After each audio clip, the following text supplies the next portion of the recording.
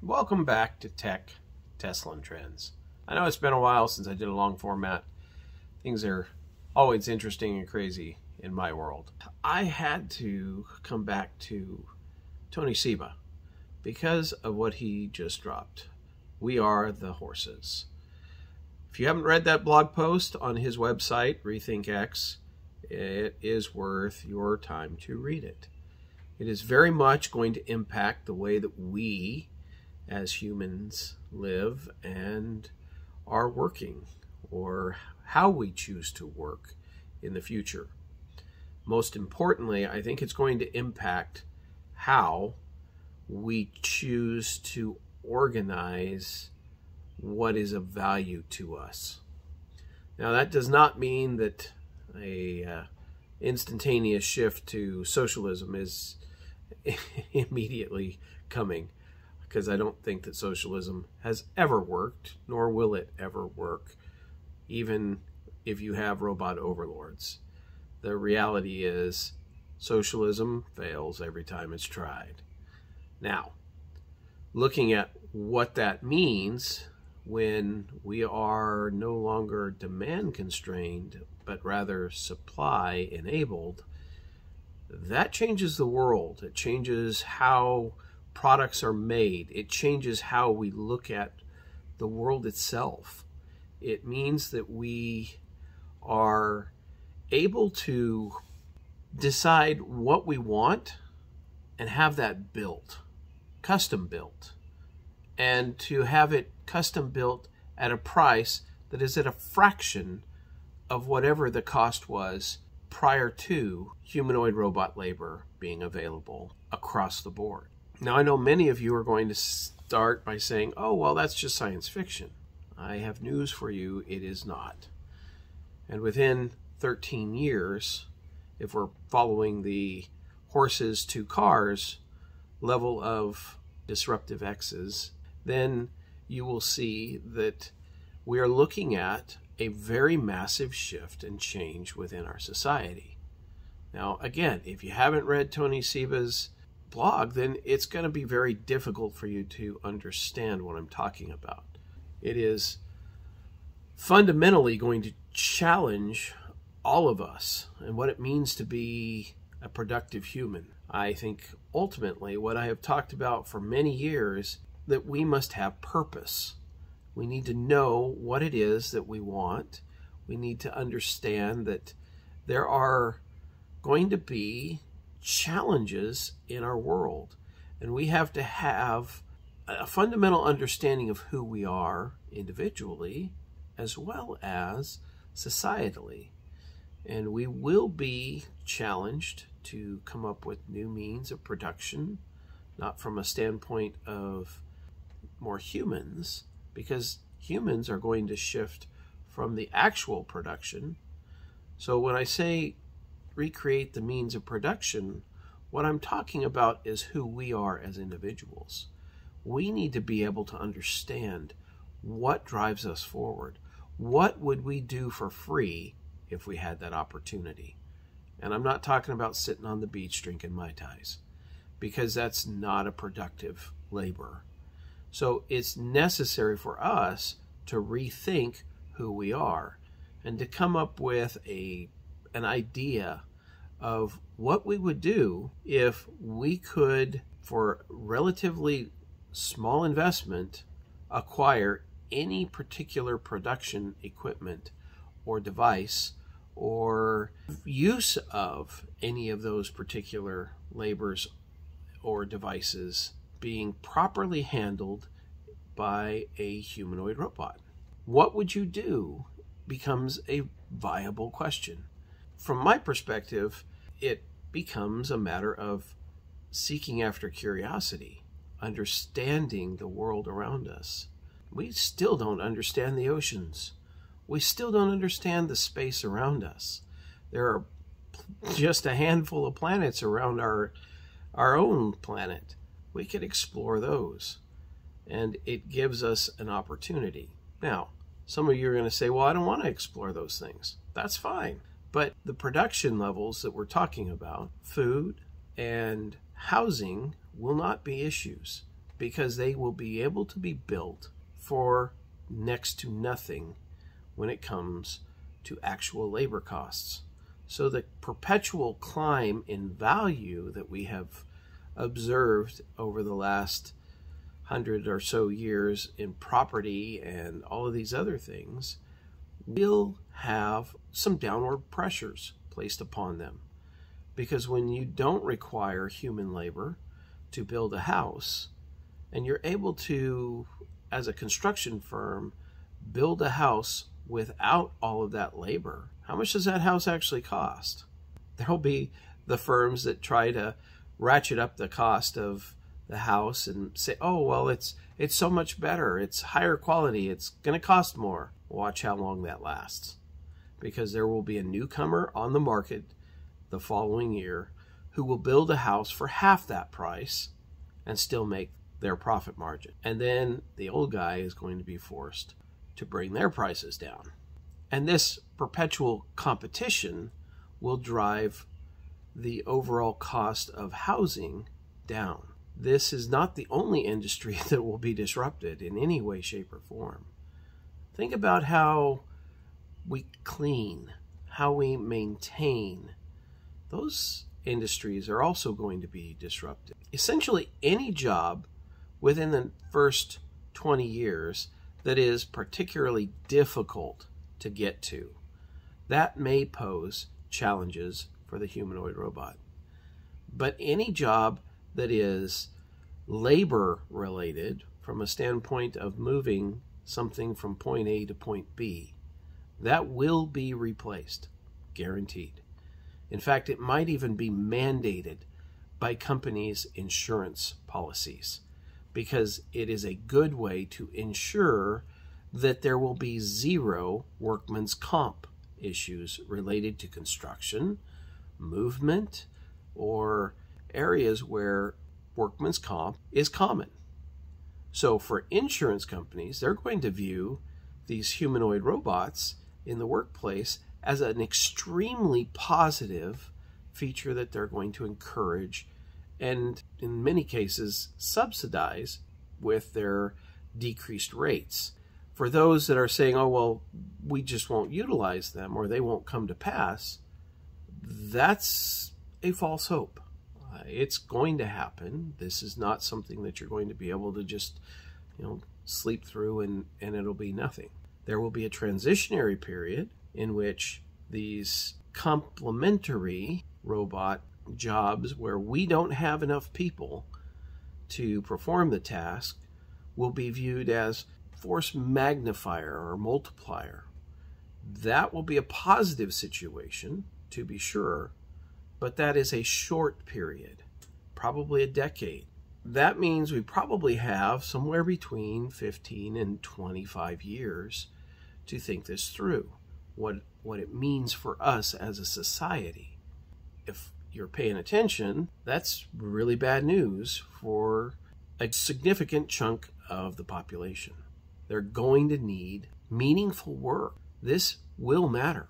This is not something we can ignore. If you've ever wondered what would happen, this is one where I see absolute chaos entering the mix if we don't have clear methods and means to engage the minds of millions of people, especially young men, who will be frustrated and jobless and have no meaning in life. Does it have to be that way? No, not at all. If they have been trained and taught to think about what hasn't been discovered, what needs to be worked on, what can be explored, how can we utilize robotics to explore even more of the crevices of the world, then they will have purpose and they'll be able to focus on narrow niches that will drive the knowledge of humanity deeper and also enable robotics to be utilized at different and improved levels, thereby enabling even more investigation into the crevices of reality. This matters from a standpoint of the pursuit of truth. If you're really paying attention to that, then this shift, this transition from a purely manual, pun intended, perspective of labor to a technical perspective of labor driven by automation or robotic labor, this will improve the overall productivity of society. This is not something that is going to be preventable in my estimations, because as the number of humanoid robots increase and grow, we're going to see the available products and services that are generated multiply, and the quality that will be output by these robots is not an issue, because they will have a very clear set of steps that they will walk through, and that will enable the manufacturers to invest in more quality and in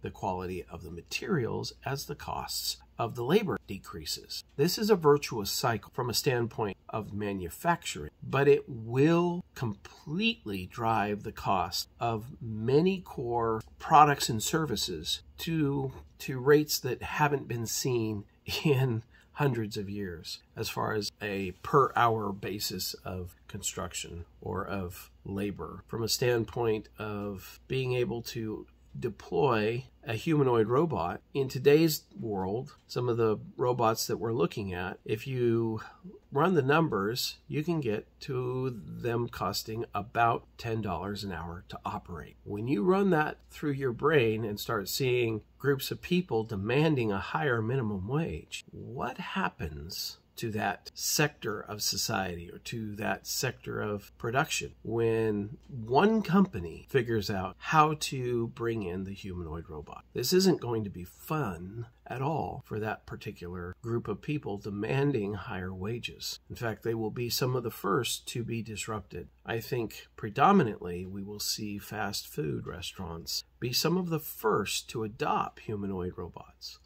because they will be able to increase the quality of the food that they are kicking out, because it will be consistent. You will get the exact same hamburger, the exact same burrito, the exact same on everything that is constructed piece by piece from a food and recipe perspective. Now, maybe there's some quality issues with the food, but the robot will be trained to recognize and will be able to see and identify at a spectrum level what's good food, what's bad food, what's the temperature. These things will not be an issue. And those are skill sets that humans have to learn and we have to apply. And when we fail to apply them, that's when people get sick. So from a standpoint of restaurants and fast food joints, I see humanoid robots becoming a core backside of the restaurant long before some of the other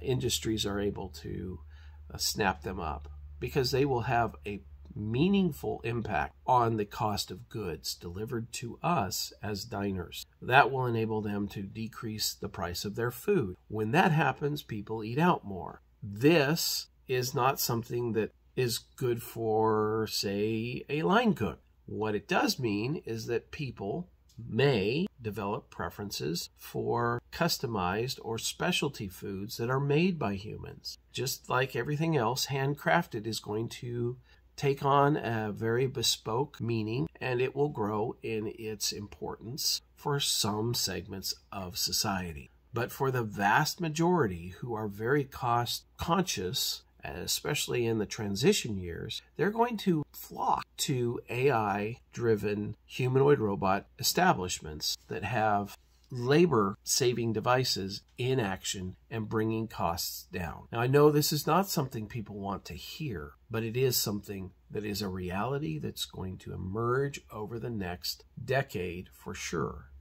We're going to see those robots begin to deploy into restaurants and to change the way that we look at fast food. I think we'll also see that within the medical industry as far as sterilization processes within ERs and ORs and small little doctor offices. And instead of having an ER being open and only place you can go after hours, you're going to see literally doc in a box organizations where you have a humanoid robot be able to diagnose the handful of routine sorts of sore throat, fever, flu, all of those things very quickly because they are predictable. They are identifiable. The diagnosis is something that can be programmed. I would anticipate that even the cost of healthcare will be impacted because there will be these literal doc in a box that are available for people to utilize. As we look at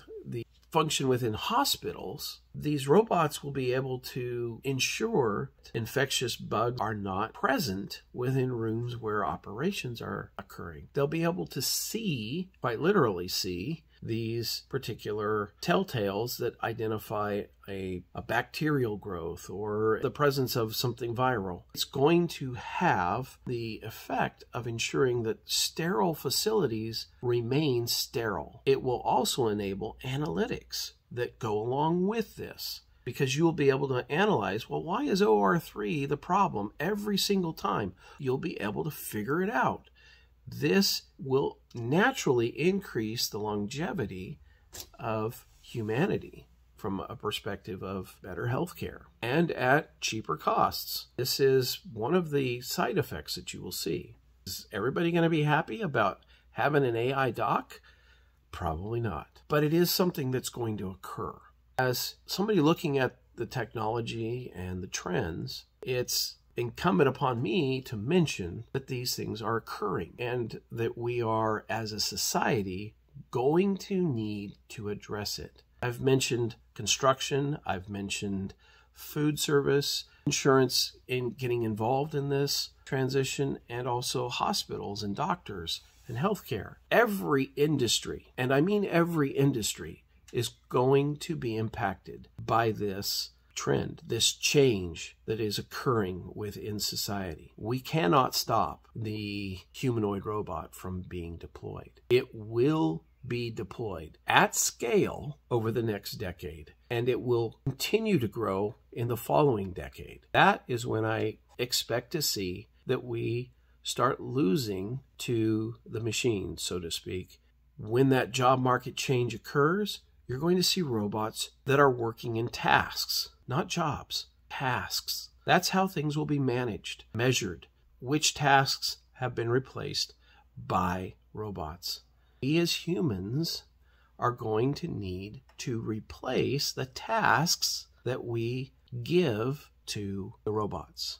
What that means is we can be more creative. We have the ability to learn, to do, and to explore the worlds around us. And I've mentioned that time and time again in these videos. But that's an important trait that we have to focus on. We have to be prepared to learn and grow and change. I know change sucks. Everybody hates it. But it's a constant in society, and it's a constant in our world. Robots are coming. It's not a matter of if, it's a matter of when. From what I read, it is sooner than you might like to think about it, but it will also enable benefits to society. And at the first, people will be hesitant, and then they will be pleasantly surprised at what the robots enable. It's only in that 10 to 15-year range where people will begin to go, oh, wait, they're replacing more jobs in these sectors and that sector. And oh my goodness, it seems like every day an industry is changing and going completely autonomous. That will be the norm. And by the 25th year, if that hasn't occurred in an industry, I think that industry will largely be irrelevant and it will slowly die on the vine. I would be remiss if I did not mention there's one company that I see poised to be able to take advantage of all of this autonomy, and that's Tesla. Their cars are more and more, with every update, able to drive themselves and are very quickly approaching the level of us as humans. Some have argued perhaps they're better than us as humans at this point. I don't know. Overall use of humanoid robots, that's going to happen whether we like it or not. And Tesla is poised to clean up in this particular segment. And even if they only capture 10% of the billions of robots that are going to be built over the next few decades, it's going to be phenomenal from a perspective of those of us that are long-term investors. Now, this isn't investment advice. It really isn't. It's just reminding people that Tesla is one of those volatile stocks that everybody loves to hate or loves to love, depending on whether it's up or down. But ultimately, it's the technology that they're developing that matters. We have to pay attention to this. When we're looking at companies, we need to look at what they're doing. What's their long-term plan? And we know from comments from people like Joe Justice that Elon Musk has a 1,000-year plan. Now, that's insane even for me, but it's a matter of thinking ahead, looking long-term, and thinking about how these trends overlap and build. Humanoid robots, they change the world. And that's not hyperbole. That is a literal change that will occur. We need to prepare for it. We need to think it through. That's the reality. So I encourage you to do some more research. Definitely read that blog by Tony Seba. We Are the Horses. It's well worth your read. It's a long read, but this is one that you can't afford to say TLDR. Sorry, I couldn't read it. Too long. It's just not going to work. It's not going to cut it long term for you, your family, or where everything fits in. As some have said, it will end badly. Take the time, study this, give it some thought, and make a plan for where you think you're going to go, how you're going to integrate, and what you would like to accomplish when you are able to task a whole bunch of labor for your favorite project. That is going to be fun, because there is a lot that can be done when labor costs almost nothing.